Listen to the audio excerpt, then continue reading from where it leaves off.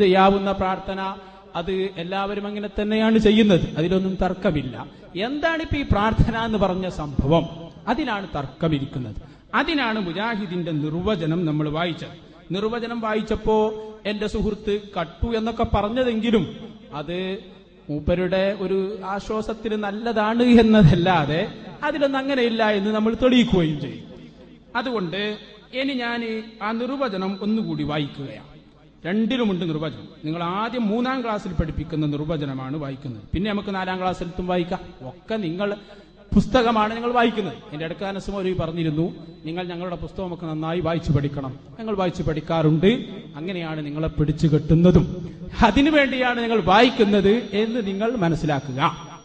അതുകൊണ്ട് നിങ്ങൾ പറയുന്ന നിർവചനം മനുഷ്യരുടെ കഴിവിൽപ്പെടാത്ത പുസ്തകം വായിക്കുന്നത് നിങ്ങളുടെ കേന്ദ്രം പ്രസിദ്ധീകരിക്കുന്ന സ്വഭാവ പാഠങ്ങൾ 3-ാം ക്ലാസ്സിലേക്ക് എന്ന പുസ്തകത്തിലെ 17-ാമത്തെ പാഠം പ്രാർത്ഥന 46-ാമത്തെ പേജ്.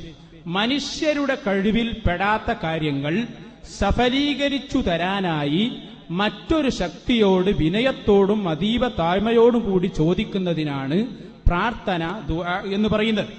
ഇനി 4-ാമത്തും വായിക്കാം, ഒക്കെ വായിക്കാം, നമുക്കൊന്നൊരു പേടിയില്ല. കുറെ കാര്യങ്ങൾ ഇങ്ങനെ പറഞ്ഞു.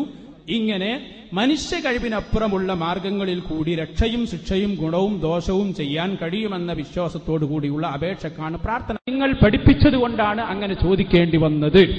ഒരു സത്യവിശ്വാസി ലാ ഇലാഹ ഇല്ലല്ലാഹ് മുഹമ്മദുർ റസൂലുള്ളാഹ് എന്ന് വിശ്വസിക്കുന്ന ഒരു സത്യവിശ്വാസി അല്ലാഹുവിന്റെ റസൂലിന്റെ ഖബറിന്റെ സമീപത്ത് വന്ന് റസൂലുള്ളാഹി ഉത്തരം ചെയ്യും എന്ന വിശ്വാസത്തോടെ ചോദിക്കുന്നത് ശിർക്കാണോ ശിർക്കല്ലേ? അതാണ് ചോദ്യം. ചോദ്യം വളരെ കൃത്യമാണ്, നോ ക്വസ്റ്റ്യൻ ആണ്. ആണോ അല്ലേ എന്നതാണ് ചോദ്യം. ബാക്കി ഇൻഷാ അല്ലാഹ് ഞാൻ പറയും. അല്ലാഹുവിന്റെ റസൂലിന്റെ ഖബറിന്റെ സമീപത്ത് വന്ന്, ബാക്കിയൊക്കെ നമുക്ക് പറയാം. ഒന്ന് വന്നാൽ തന്നെ നിങ്ങളെ നിർവചനം പൊളിയോലോ. അല്ലാഹുവിന്റെ റസൂലിന്റെ ഖബറിന്റെ സമീപത്ത് വന്ന്, അല്ലാഹുവിന്റെ റസൂലിന്റെ ഖബറിന്റെ സമീപത്ത് വന്ന് ഉത്തരം ചെയ്യും എന്ന വിശ്വാസത്തോടെ റസൂലുള്ളാഹിനെ വിളിച്ചാൽ അത് ശിർക്കാണോ അല്ലേ? ഈ ഉത്തരം പറയുമ്പോൾ നിങ്ങൾ ആളെ മാറ്റിയത് കൊണ്ട് ഞങ്ങൾക്ക് കുഴപ്പമൊന്നുമില്ല. ആള് മാറാം, ആദ്യത്തെ ആളാവാം, അത് ഞങ്ങൾക്ക് കുഴപ്പമൊന്നുമില്ല. നിങ്ങൾ ആര് പറഞ്ഞാലും കുഴപ്പമില്ല. ഞങ്ങൾക്ക് മറുപടിയാണ് ആവശ്യം. ഇത് നിങ്ങളുടെ ഇഷ്ടമാണ്, ഞങ്ങളൊന്നും പറയുന്നില്ല. പക്ഷേ നിങ്ങളോട് ഞങ്ങൾക്ക് പറയാനുള്ളത് ഇത് ശിർക്കാണോ അല്ലേ? മുജാഹിദ് പ്രസ്ഥാനം ഏതായാലും നിങ്ങളെപ്പോലെയല്ല. നിങ്ങളുടെ ചോദ്യത്തിന് മറുപടി പറയാൻ തന്നെയാണ് എഴുന്നേറ്റ് നിൽക്കുന്നത്. കാരണം പ്രമാണങ്ങൾ ഞങ്ങളുടെ കൂടെയാണ്. അതുകൊണ്ട് തന്നെ നിങ്ങൾ ചോദിച്ചത് ആ നേതാവിനേക്കാൾ തൗഹീദ് തിരിഞ്ഞവരുണ്ടാവുകയില്ലല്ലോ. അതാ പറയുന്നു, കേട്ടോളൂ ഹദീസ്. ലഇൻ ഖാമ അലാ ഖബരി ഫഖാല യാ മുഹമ്മദ് ലഉജീബന്നഹു. സയ്യിദുനാ റസൂലുള്ളാഹി എന്റെ ഖബറിന്റെ സമീപത്ത് വന്ന് എന്നെ വിളിച്ചാൽ ഞാൻ ഉത്തരം ചെയ്യുമെന്ന് ഹബീബായ റസൂലുള്ളാഹി. റസൂലുള്ളാഹി ശിർക്ക് പ്രചരിപ്പിക്കുന്ന ആളാണോ? നിങ്ങൾ പറഞ്ഞതനുസരിച്ച് ഇപ്പൊ അത് ശിർക്കാണല്ലോ. ശിർക്ക് പ്രചരിപ്പിക്കുന്ന ആളാണോ? നിങ്ങളുടെ ആ മലക്കോട്ടകളൊന്നും നടക്കുകയില്ല. ഹദീസ് എവിടെയാണുള്ളത്? ഒന്ന് പറഞ്ഞു തരാം.